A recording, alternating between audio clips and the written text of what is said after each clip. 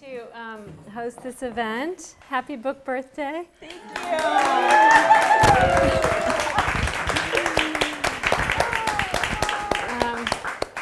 Megan, as we'll talk about later, started her journey with this book in this room. So we thought it would be really fabulous to host this book birthday party here tonight.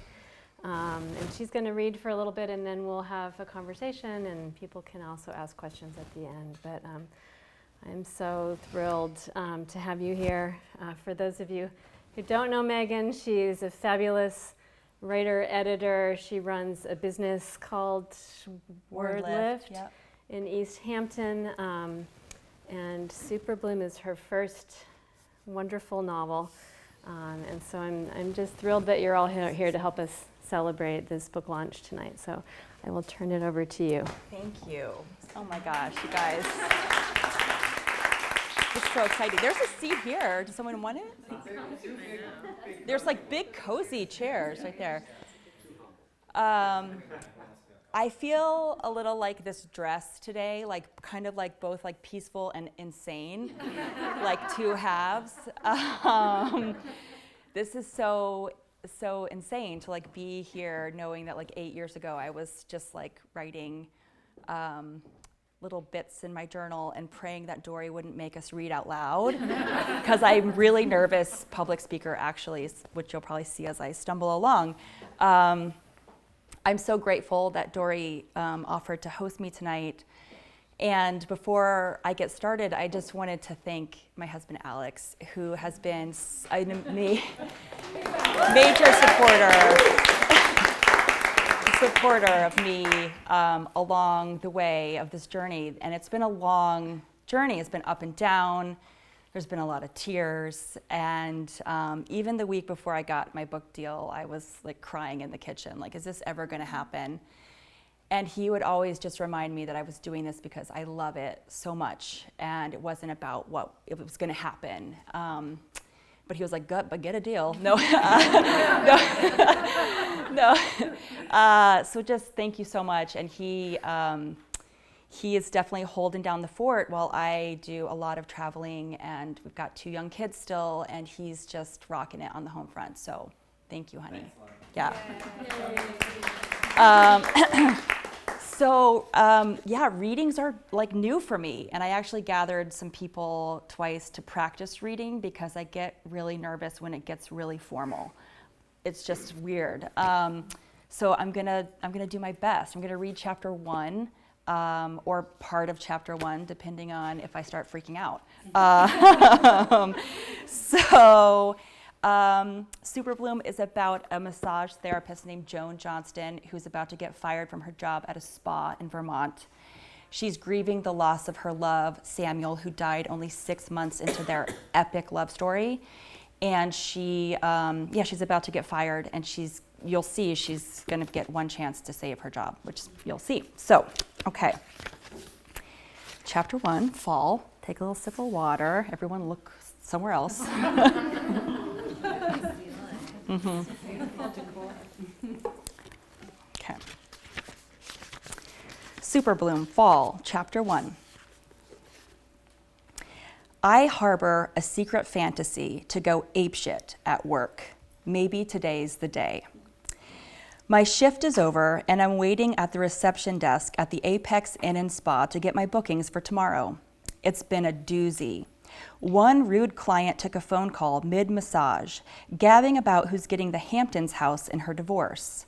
Another client kept calling me sweetheart. Heather, the receptionist, is on the phone, forcing me to linger in the spa's tunnel of consumption. Avocado lotions, chanting bowls, detox teas, ear candles.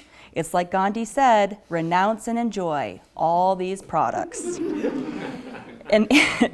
And anger boils up in me that no amount of essential oil sniffing can temper. And once again, I think, ape shit? First, I'd upend the stacks of bright white towels that appear in my nightmares, a never-ending chore. Then I'd stand outside the wellness room and boo at all the yogis who practice a form of spiritual development that includes pretending to lose their complimentary slippers so they can bring home the extra pair. All the while, I'd swing 2 strings of mala beads at anyone who tried to stop me, a pair of holistic nunchucks. Heather says into the phone, "We don't offer Japanese cupping, but we do offer Chinese spooning." This is news to me. Guess I'll learn the venerable or brand spanking new art of Chinese spooning any day now. I narrow my eyes at the gua sha skin scraping tool set, a recent bestseller. Clients go bananas for anything ancient, techniques, wisdom, modalities, grains. They want something time-tested and old, but they also demand the latest version, the current trend, which means we body workers have to appear both cutting edge and very, very wise. The chestnut brown mala beads are beckoning, but who am I kidding? I can't afford to get fired. And anyway, it's not about the apex. Yes, this place and some of my clients are beyond annoying, but I'm really raging against something else. Today is the 2-year anniversary of Samuel's death. I tried being mad at him for dying, but it doesn't work. Can't punch a ghost. A firm tap on my shoulder makes me jump. It's Tara, the spa manager, her blonde tresses spooling around her shoulders, sparking hair envy. She's exempted from our spa-issued, employee-purchased black uniform with teal embossing, instead strutting around in a red calf-length sleeveless dress a la Olivia Pope. She's not smiling. We need to talk. Tara gestures for me to follow her, and a lump forms in my throat the size of a small chunk of rose quartz selling for $25. The windows in Tara's office have a view of Mount Apex, the 2,500-foot peak for which the spa is named, and one of the highest peaks in Vermont's Taconic mountain range. Tara, pronounced Tara, and don't I forget it, motions for me to take a seat in a chair opposite her. I eye a gold Buddha paperweight on Tara's desk. She folds her hands on her desk like a school dean. All cut right to the point. You're on thin ice here. But I was well behaved today, even with phone call client and sweetheart client. A third person, Rip Van Winkle client, fell asleep on my massage table and awoke with a start, wondering where he was. To break up the day's monotony, I almost said, "You've been abducted by aliens," but I didn't. I had a third complaint about you, Tara says, from the client with the wig. Oh, that woman, I say, rolling my eyes. That woman, a client in her late 60s, had removed her blonde bob wig and hung it right over the mouth valve of my water bottle. Come on, I drink from that. Joan, you called her out for it. She could be a cancer patient. Is she? I didn't see that on her intake form. No, but that's not the point. You have a bad attitude, you mope around. Tara counts my indiscretions on her fingers. A cloud of negativity hangs over you. Our clients come to the Apex for positive energy. We're a serotonin boost, but you're delivering the doldrums. It's a line she's obviously rehearsed. Looking past Tara, I study a nature photograph on the wall, a tree stump with the rings forming the shape of a heart, and the words overlaid in bold type, "Love is all around you." The Apex is full of these tacky inspirational quotes, tempting me to pull a Banksy. Tara mistakes my non-answer for contemplation, and she softens her tone. Joan, I know you faced some tough stuff when you started here. My stomach pinches. Is she referring to? No, not today, of all days. And we've given you a lot of grace, a lot of grace. Tara searches for eye contact, but I won't give her the satisfaction. She is referring to Samuel. I know he meant a lot to you, but you've been mourning him longer than you were together. We can't keep chalking up your bad behavior to heartbreak. I watch her eyes dart to a framed photo of her husband, and I imagine her mentally calculating the appropriate level of my grief. How bad could it still be? No kids, no in-laws, no house together, nothing that made it, well, harder. I should be able to bounce back. This is what she's thinking. I know because it's been implied before. I bite the inside of my cheek so viciously I nearly puncture the skin, and the look on my face must tell Tara to move on, because she does, clearing her throat as she shifts back into authoritarian mode. Anyway, this is your third strike. Technically, I should fire you. You're firing me? Panic rises in my chest. I'm in serious debt from paying for massage school, and my list of bills is longer than a hypochondriac's pharmacy receipt.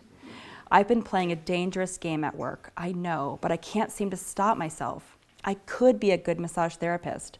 I once had the drive and the curiosity, and even if I'm not exactly a people person, I love that muscles speak their own language and that I can spend hours coaxing them to reveal themselves to me. But it's not like I've had a fair chance. Chronic sadness stripped my gears, and I've been careening ever since. I don't think I can survive being brokenhearted and broke. This job is the only thing I get up for, even if I'm sabotaging it. Actually, Tara's computer chimes, and she leans over to type a few keystrokes, smiling to herself, leaving me to squirm. Is she Google chatting someone while giving me the axe? As I wait to hear my fate, I fidget with the straps of my canvas tote bag. Inside is my journal, which was suggested as a grief tool by the therapist I saw only once. She instructed me to journal about the loss of Samuel, but that was too painful. Instead, I imagine my clients' private lives and then write down the stories, envisioning their secrets and passions and hurts based on the slope of the lower back, the elasticity of skin, the rigidity of muscles. My hands pass over bodies as if I'm reading Braille, and their worlds unfold. The wig lady, her aching sciatica told me she sits a lot, crossing her right leg over her left, and I pictured a dangling stiletto, 4 fluffy Pomeranians vying for her lap. The sleepy client, his rounded shoulders, tight scalene muscles sloping down his neck, and general drowsiness suggested stressful computer work, and I saw him as an accountant cooking the books for a major corporation, doubts creeping in at night. A woman yesterday. The masseter muscles in her jaw were extremely tight, meaning she clenches and grimaces throughout the day. People think the back muscles reveal stress, but I know that it's actually the face. In hers, I glimpsed a hidden life, an abusive marriage, perhaps, and I longed to give her extra time on the table, but I had another client waiting in the wings. It was her first massage, she'd said, a gift certificate. Not everyone who comes to the Apex is demanding. Some of my clients are lovely. I'd likely never see her again, and I hoped I'd given her a small window of relief. Of course, Tara doesn't know about this woman or these moments. She hears only the complaints. She pries her eyes away from her computer and blinks. Where were we? I drop the handles of my bag. You were about to fire me? Actually, I'm giving you one last chance. You have a celebrity client tomorrow. What? I nearly choke. It's not uncommon for celebrities to zip up from New York City to recharge, but they're never assigned to me. I am the schmuck who gets the tourists with Groupons. Who is it? Tara hesitates, twisting her long earring. Carmen Bronze. I frown, never heard of her. The famous romance novelist, she's quite the force. Tara pretends to straighten a pile of papers on her desk. Oh, no. This sounds like industry speak for worst nightmare. And she can have some, Tara drums her fingers on top of the pile, creative requests, not sexual, mind you. So far, she sounds intimidating. Oh, she's actually quite small in stature. More paper shuffling as Tara avoids my eyes. She has a baddish reputation, but that doesn't make it all true. So you're saddling me with the client everyone's afraid of? Not everyone. Well, there's got to be someone else. Carly? She has a funeral tomorrow. I cursed Carly for pulling the funeral card. I know she's driving to Burlington to get a new tattoo. Tree? He's too sensitive. She'll flay him. Lou? He's off celebrity clients since that whole Jenna Elfman thing. Damn. Joan. Tara sighs, her patience as thin as the cucumber rounds bobbing in the spa's water. Trust me, I don't like this any more than you do. As you can see, I don't have any other choices. I'm offering you a chance at redemption. You shouldn't want someone else to take it. Here's the deal. If you get a glowing review from Carmen Bronze, I'll wipe your slate clean. No more strikes, you start over. A clean slate. Maybe I could start over. Find my way back to what I loved about massage, become engrossed in anatomy books again, be kinder to people, to myself. Samuel would want that. He wouldn't like this version of me. I don't like this version of me. I need Carmen to go home happy, or she could be a big headache for me.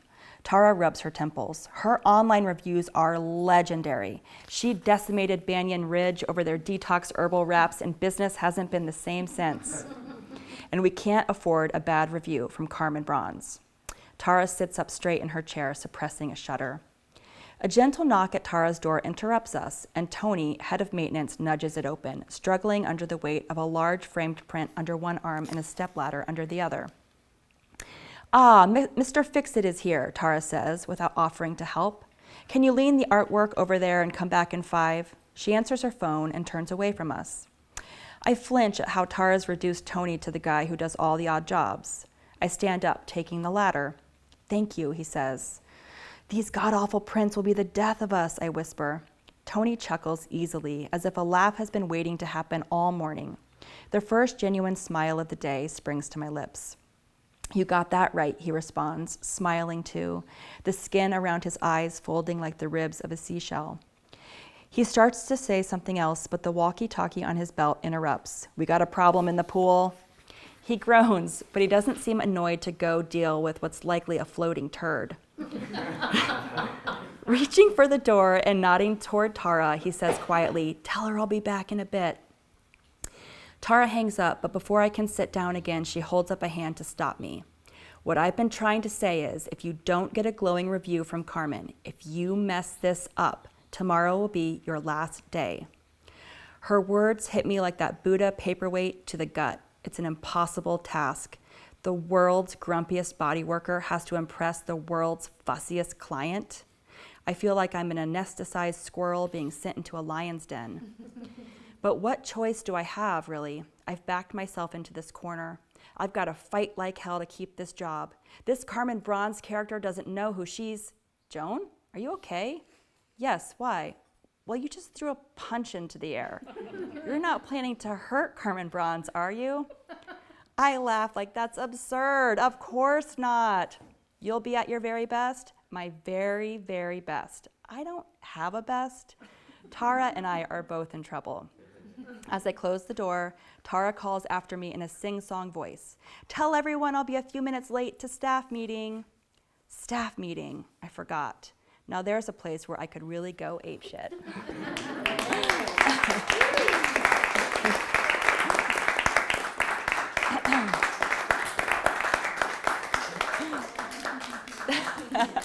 That's so great. I want to join you now. Yay! Hi, that was so wonderful.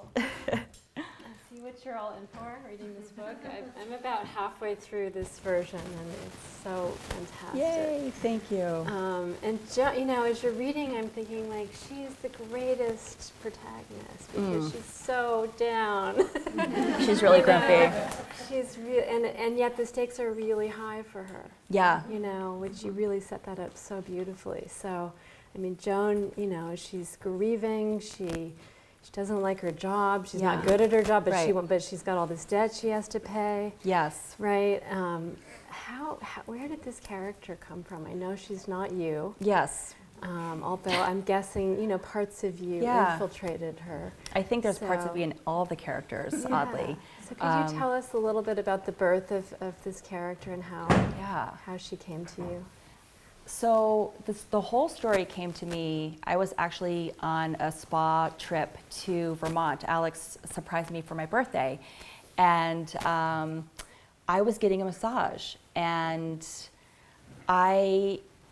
the woman who was the body worker, I could just tell that she didn't want to be there, that she was having a long day or had had a hard day. And I was wondering what was happening with her, and I have a journalism background, so I love interviewing people. And so my first inclination was just to ask her, what, am I your 5th client of the day? I really admire that profession. It's a really uniquely intimate and physically taxing job. And I just was curious, what is this experience like for her? And, did she love it there, but was she having a hard day? does she not like it, and why? Were there bureaucratic rules that were sort of bruising her? So I walked out of that massage wanting to like ask her all these questions, but felt like that would be really weird, so I didn't. And I went back to our cabin where we were staying, and Alex also gave me a journal. It was the best birthday present all around. And I was like, I've got this book coming to me. And I had just started kind of writing some short stories and taking some classes here. And I've always been a writer, but I hadn't done a lot of fiction. And I didn't know that if I had it in me. But suddenly this like fully formed book was upon me. And I began to imagine that woman was Joan, and that she had this backstory, that she was really grieving someone. And it just kind of began to take off from there, and then began to build that character over a long time. I remember when she first appeared in this room, we were in workshop, and suddenly you started channeling this woman, and I was like, wow. Yeah. Who is that? Yeah. And everybody was like, wow. It was very cool. So Yeah. Do you have any particular memories about that, that time? Yeah. When did you know this was a book that you were going to complete? Well, I knew right away that weekend that this was a book, that I wanted to write it, and that I wanted to see if I could do it. And I had never had that spark before so strongly. And I remember sitting in here, I remember the cat character, Sweetbird. There's a cat, I think, appeared fairly early on in these classes, and was just such a funny, mischievous pet that she was kind of playing with and dabbling with. So I knew early on, but I didn't know how long it would take me or where the story would go. Mm-hmm. Yeah. Mm-hmm. So you followed it. I followed it, yeah. Now, at what point did you decide, okay, I better interview some people and do some research about this? Soon after. Yeah. I was like, I can't tell the story without interviewing massage therapists. So I reached out to a woman that I knew, and that felt really scary because I hadn't really said out loud to many people that I was gonna write a novel. And so suddenly I was, going to someone and saying, hi, I'm like writing this novel, and it sounded so weird. And I was like, I know you're a massage therapist, and she's gonna be a massage therapist. Can I interview you about your experience and your, what you've loved about it, what's been challenging, funny stories you have, interesting stories? And she said, sure. So we met in downtown Northampton. I still have the notebook of little notes, and she was so lovely and shared so much, and that sort of took off from there, and interviewed I think 6 or 7 other people along the way who had worked in various settings. I wanted to talk with people who had worked in like luxury settings, who had worked for like spa franchises, massage franchises, and had a really hard time in some of those places. People who had gone out on their own really successfully. I think a lot of times people think if you're a massage therapist, you can just work anywhere, you can just open your own business. It's not that hard, and it's actually really challenging to get off the ground for a lot of reasons. So I wanted to show that while Joan, and you'll see later on in the book, Joan's best friend Cher is a massage therapist who runs her own, out of her own house, and is very successful and loves the profession. And she kind of has the touch, too. She's got the touch. She loves it. It feeds her. Joan, I think Joan's body doesn't respond well either. It's really physically taxing for some people, and she just doesn't work for her body, and it's not working for her. But it's working for other people. So I wanted to show all the sides of it, which you'll see as you get into it. So in a lot of ways, Joan is a character who hasn't found her calling. Yes. Right? She's struggling at this job, and it's not quite right, and she doesn't quite love it. She wants to do well, but she's not really nailing it. Yes, yes. And then in walks Carmen Bronze. Right. Who's the greatest antagonist. Yeah. Oh my gosh, she's so wonderful. And I remember in the first draft that I read of yours, like she wasn't that developed yet. Yeah. And You really developed her like so beautifully. She walks in and she's this terrifying creature. Yeah. Right? Yeah. So tell us a little bit about Carmen. I love Carmen. I loved writing her. So fun. And her voice came so easy, which is kind of weird. It's like you channeled all the meanness. I know. It's like, okay, she'll be the mean one. So I think, she's a romance novelist. And when I first started developing her, I thought that she would be a romance novelist as a lark. I was like, oh, this will be really funny because she's a romance novelist, ha, ha, ha. And I was like, well, it's been years since I've read romance. And I was like, I think I should probably revisit that genre and start to listen to podcast interviews of romance authors and give myself a better education before I kind of poke fun at this genre. Mm-hmm. And I'm so glad I did because I have a total new respect for it. And I had to change the way I was approaching that character so it wasn't making fun of her. It was like very much respectful. And that romance, so much of romance now is so feminist. It's really hard to write it well. There's a lot going on in it that is new and fresh and engaging, and it props up all of publishing. So I'm really grateful that I did that deep dive into that character. And that also just allowed her to then be more relevant, I think. So she wasn't a joke. And she's very intimidating. She's very intimidating, and she's been. And she's also somebody that you have to kind of respect. Like, yeah. She knows what she wants. She knows how to get it. Exactly. She has this like group of people working for her. Yeah. Yeah.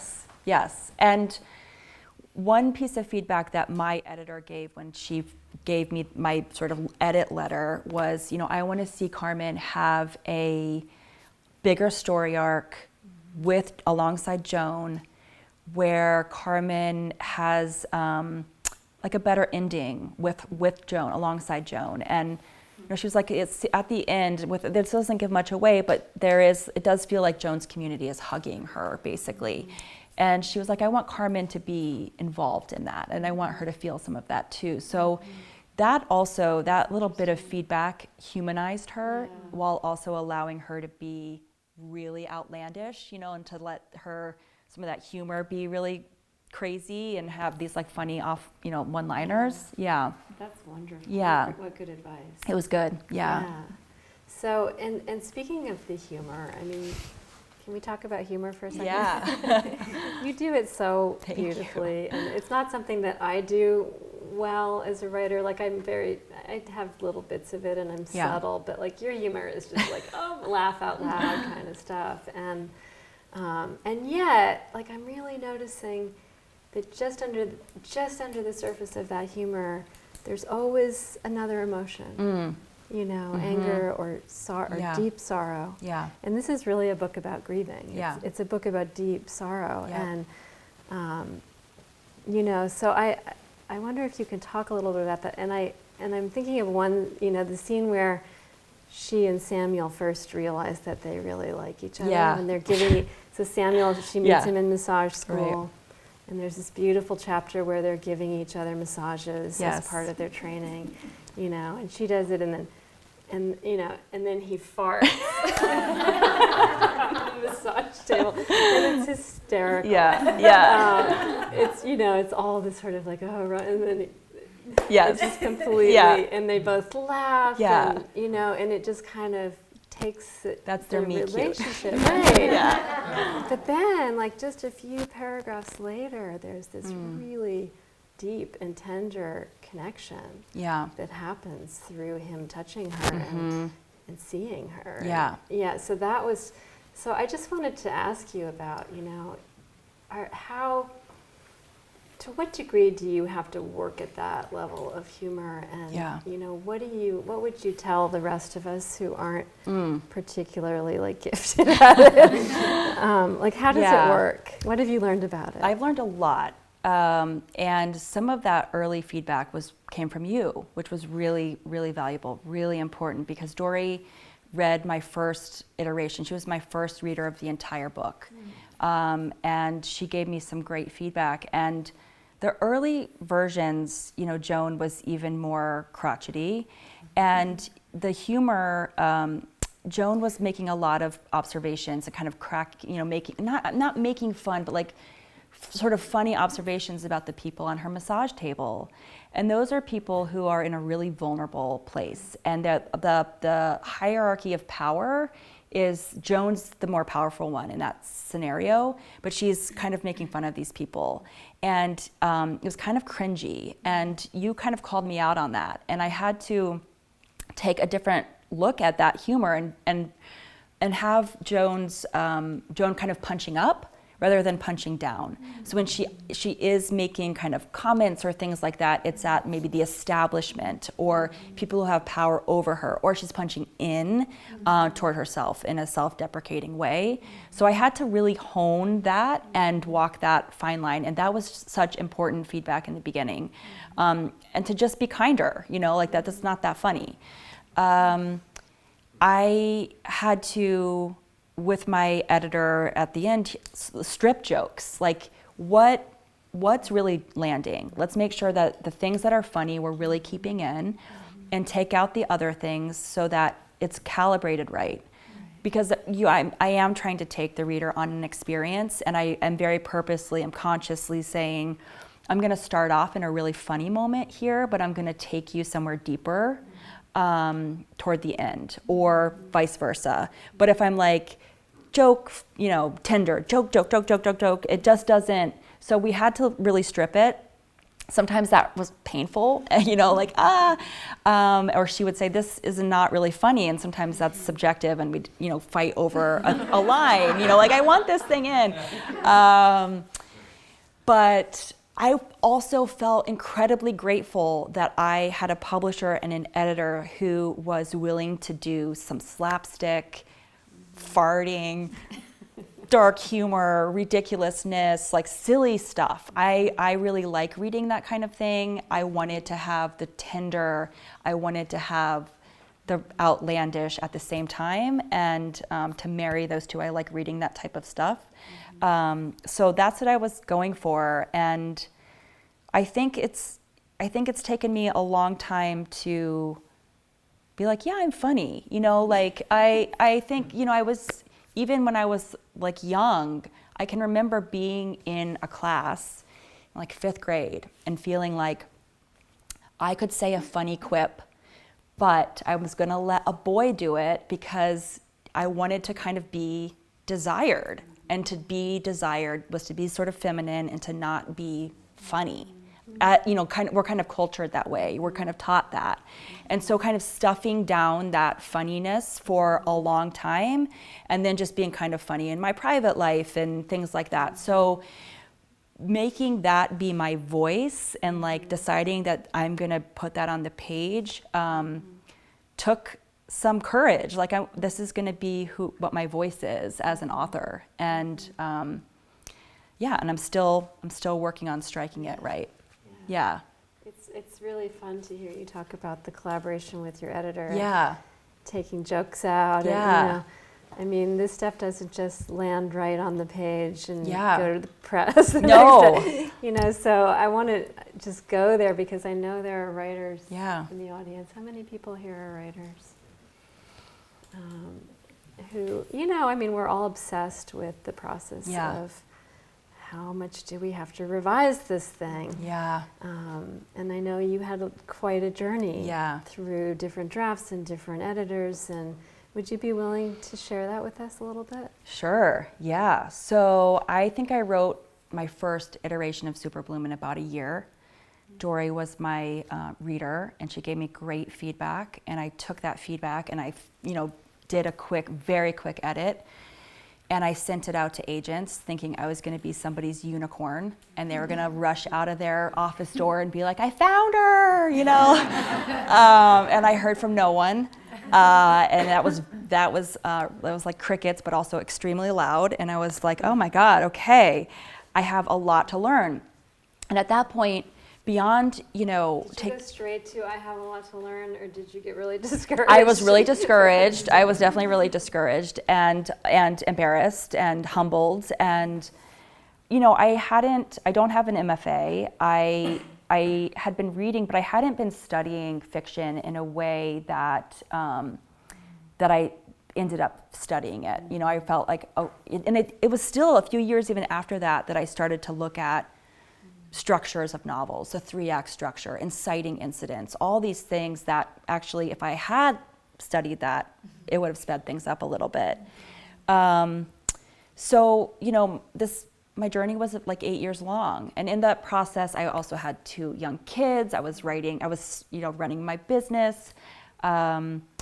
And I was working on this, and it was, I had ups and downs, and it was slow and trying to get it right.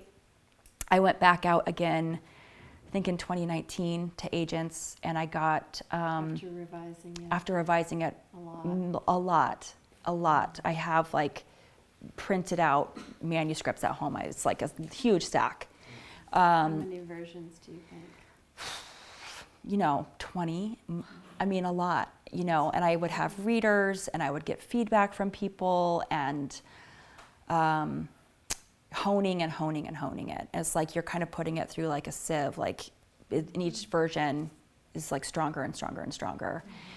And I went back out to agents again, and I got 15 full requests from agents, but no offers. And overall in that period of time, I got 70 rejections from agents. And it was so depressing, and it was so hard. But I also started forming writing groups, and I was listening to a ton of podcasts, and I was reading on a completely different level than ever before. And I was like studying, and I was more determined than ever. And I was finally saying to everyone I met, I'm writing a novel, and it probably sounded annoying, but I was like, it took me a long time to be like, this is what I'm gonna do, and I really want it. And the more that it was like, the harder it was getting, the more I wanted it. I was like so close, but not. So in that round of rejections, an agent who had my full manuscript, full means like your entire manuscript, rejected me but said, look, I love this, but I think you have a stakes problem. And I can't figure it out, and I've tried. And I even brought it up in my staff meeting, and I'm reluctantly passing. And so I cried, and it was just so brutal. And then I was like, okay, I've got a stakes problem. And I brought it to my writing group, and I was like, ladies, you've got a stakes problem. And What's a stakes problem? like the stakes aren't high enough for Joan. So what? So, basically, so the Carmen, the romance novelist, propositions Joan and says, I want you to spy on the spa and give me dirt about it, because I want to set my next bestseller here. And Joan does, but she begins to wonder, could she write a love story based on herself and her love who died, but fictionalize it? And the She agent signed all these contracts. Yeah, and the agent was sort of like, so what? Why does that bother Carmen? Like there was just there, and the nuances, the changes I made actually weren't that big, but I had to do a lot of thinking and changing, and it took me 9 months to like figure that out and to crack it.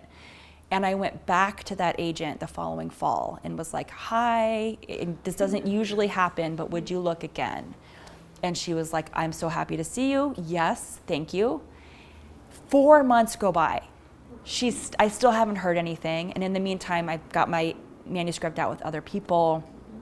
And I'm watching this new imprint called Zibby Books come up. And Zibby Owens founded it, and she had a podcast. I'd been listening to it. I've been watching everything that she'd done. And I was like, I wonder if they would take a look at Superbloom.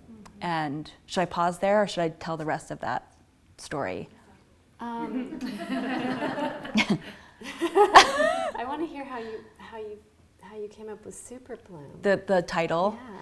Yeah. So a Superbloom, they're happening right now in California.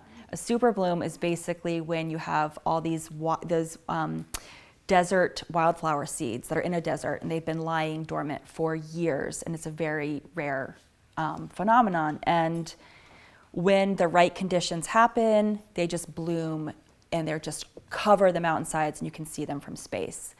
I had several different titles for this book. And the title that I had for a while was Big Inspiration. And it wasn't working for me. I was feeling stuck with the book. And I came home one day and I had NPR on and they were like, oh, Superbloom in Death Valley. And this was maybe 2018. And I was like, what is a Superbloom? And I just had this total instinct that it was something I needed to know. And I listened to the story, I ran up, I Googled it, I saw the images.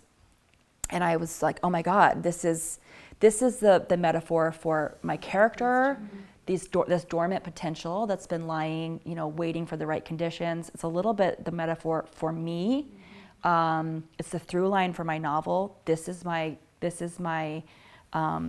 novel title, and I just knew instantly that it would be. Yeah. All right, so tell us the rest about Zibby. Yeah, so I had a cousin-in-law. Her name is Clara Bidwell Smith, and she's a writer and a memoirist. And she had sold her second memoir to Zibby Books. And I was like, oh man, because asking those asks are big when you go to your connections and you say, can you introduce me? And I asked her, I was like, would you mind, introducing me to Zibby? And Lee Newman was the co-founder at the time. She said yes, but she has already turned down a couple of people I've sent her way, so don't get your hopes up. Mm-hmm. So I was steeling myself for more rejection. I was kind of used to that, and I sent it, and I still didn't have an agent. They read it unagented, and they offered me a book deal like 6 weeks later. And I went back to the agent who had my who I really loved, and was like, I have an offer? She was like, give me one night. She still hadn't read it. And she read it that night. Or, I don't know how they do it.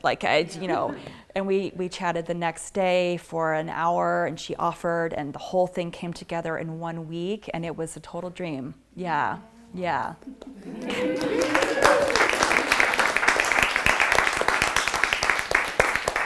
So exciting. So I want to open it up to questions that you all might have before we wrap up. Anybody want to ask anything? What would you say are the biggest things that changed from your initial concept to the printed version? So I'm just going to repeat that so that people on Facebook can hear it. So he asked, what are the things that changed the most from the initial concept to the final version? I was going to ask that question. Yeah, so that's a good one. Well, so many things changed. It was. I found the letter this morning of notes that I had written to Megan on her first draft, however many years ago, and I was astounded because I had made all these notes, and now I'm reading the final version. I'm like, oh, she fixed that. Oh, she fixed that. Yeah. Oh, she did that. It was like, it's so different. It's so different. That I cut a character. I think it was in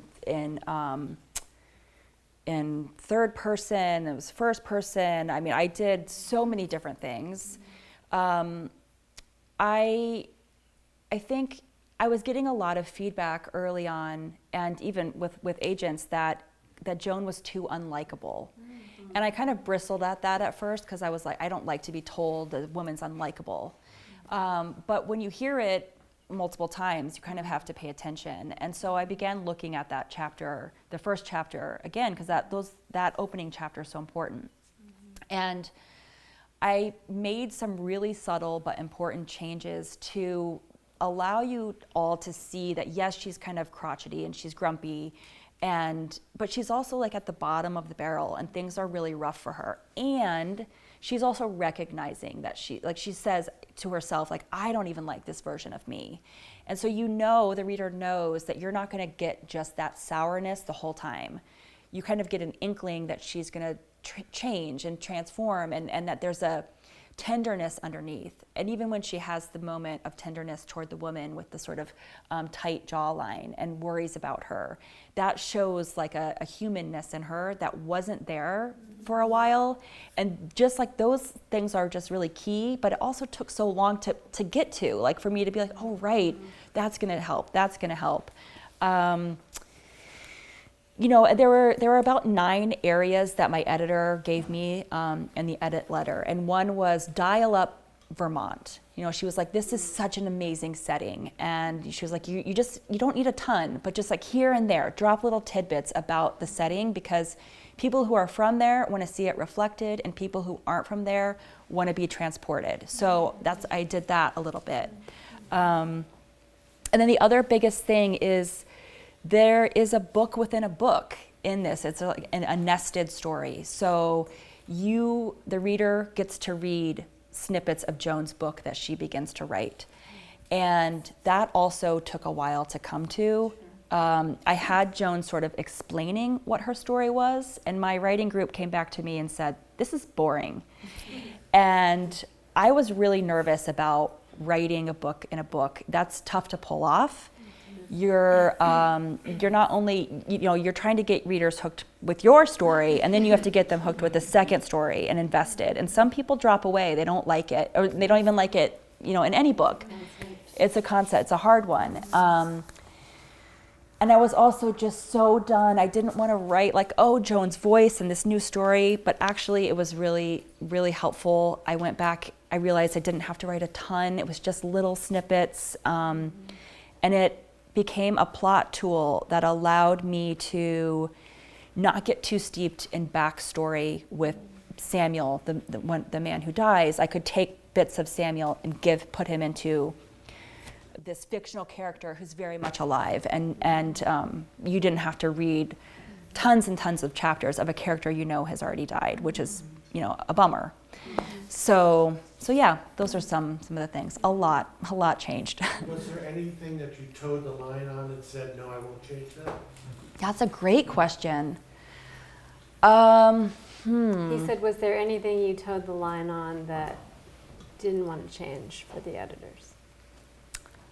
Gosh.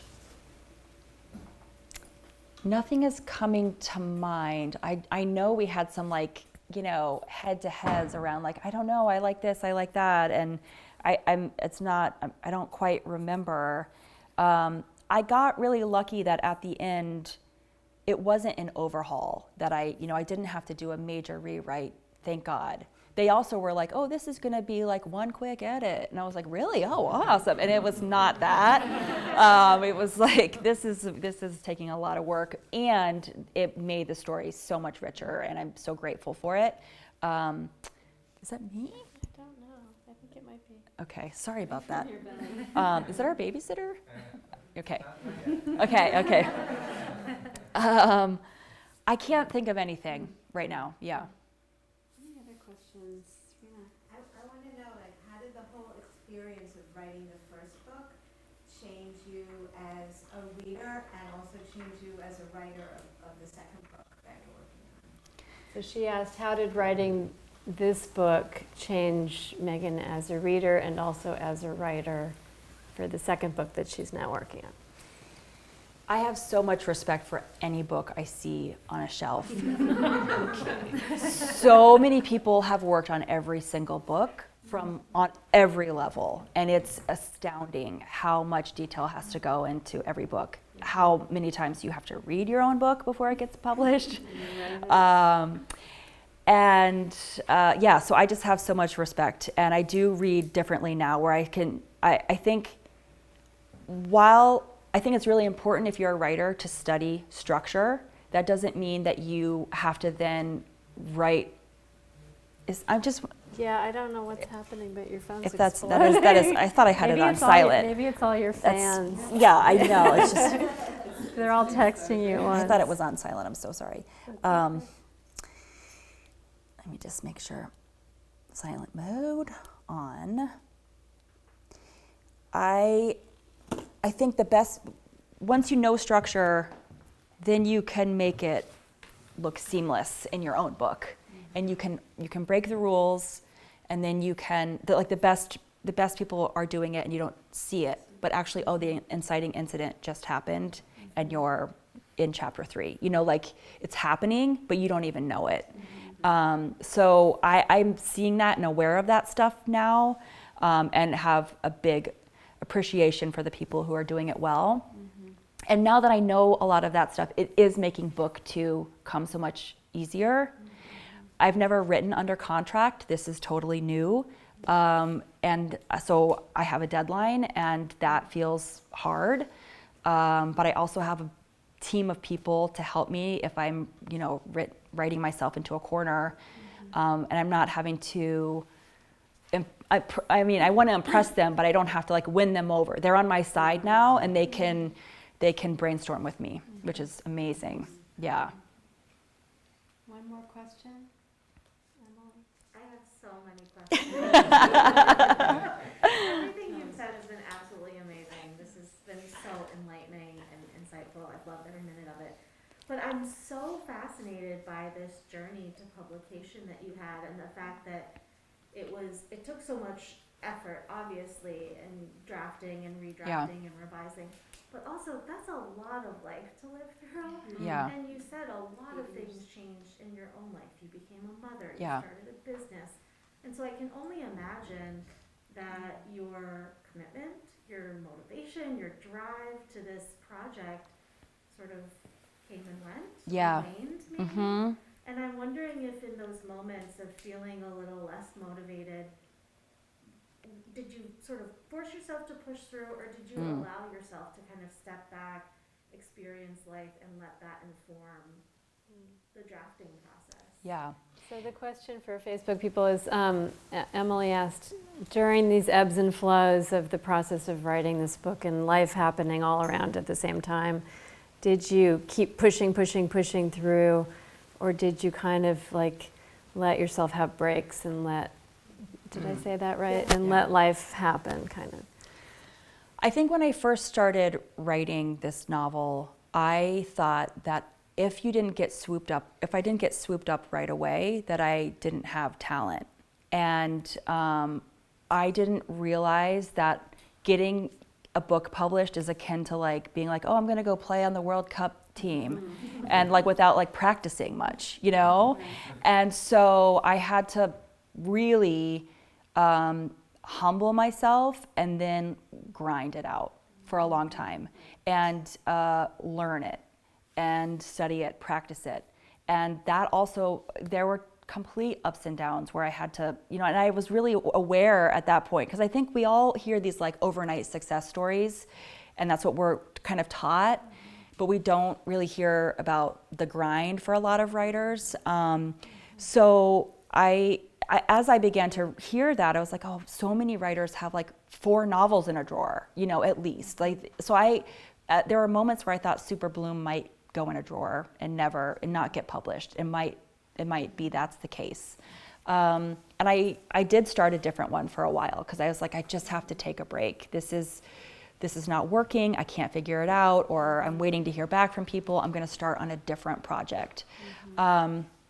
What I discovered in this whole process, though, is that I love writing, and that on the days when I touch the page, even for 15 minutes with Paw Patrol in the background, I am a better mom, partner, person in the world than if I haven't done it. And whether it's like, you know, to get it published or not, I realized that I was going to be writing no matter what, because man, did I love it. And I'm so glad that I discovered that I did. So working on the second novel now, I feel so grateful, but I also am like, this is something I can see myself doing forever. I just pine for it. I feel like I just don't have enough time for it. Yeah. I have one last question for you. So, I mean, we think of writers and we think of some person sitting in a room, you know, up in the attic with the view of the neighbor, you know, just hours and hours alone, right? But in my experience of writing a book and publishing it, it really took a village. And I'm hearing that from you. Like, can you just speak a little bit to how important it is to have a community of writers and to get feedback from editors and peers, and like how much does that matter? Oh man, it matters so much. And you know, I have a writing group of people, one woman in particular who is lovely, and a lot of these people I have never met in person, and we've all been, you know, really supporting each other's novels and slowly building up that community so that, you know, today on publication day, a lot of people who I've never met before are just like, you know, rallying around me because they've seen how far I've come and I've been doing the same for their journeys. It's also just really important to have people in your life who know how long you've been working on something and can like come to events like this, and they've seen early drafts, they've seen you bring your manuscript on vacation because you're still working on it, they've seen you crying and being like, I don't know if this is gonna happen. And yeah, I think it does seem like it's a solo act, but it really is helpful to have people around you to bolster you. What do you think is the most important quality then for a writer to have? Resilience. Yeah. Yeah, I mean, you know, it's like that cheesy quote of like the best writers, the people who are getting published aren't always the best. They're the people who aren't giving up. And persevere. Yeah. So. Well, thank you so much for sharing your stuff. Thank you guys.